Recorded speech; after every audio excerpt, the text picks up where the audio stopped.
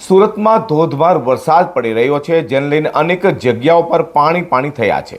તો સુરતના અનેક વિસ્તારોમાં પાણી ભરાતા લોકોને ભારે હાલાકીનો સામનો કરવો પડ્યો છે.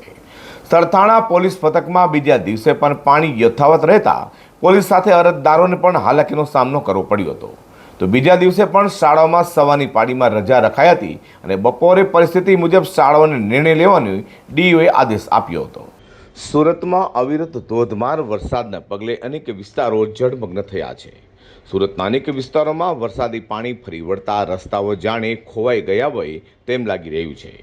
સુરત શહેરના કતારગામ, વેડ રોડ, હોડી બંગલા, નાનપુરા, કાદરસાની નાળ, નાણાવટ, વરાછા, મોટા વરાછા, ઉધના સહિતના વિસ્તારોમાં બીજા દિવસે એટલે કે મંગળવારે પણ પાણી ભરાયા હતા, જેને લઈને અનેક લોકોને મુશ્કેલીનો સામનો કરવો પડ્યો હતો. જો કે તંત્ર દ્વારા એટલે કે સુરત મહાનગરપાલિકા દ્વારા કરાયેલી પ્રી મોન્સૂન કામગીરી સામે લોકોએ હવે અનેક સવાલો ઊભા કર્યા હતા અને પાલિકાએ પ્રી મોન્સૂન કામગીરી કેવી રીતે કરી કરોડો રૂપિયાનો ધુમાડો કર્યો હોય તેવા સવાલો અહીંયા થયા છે.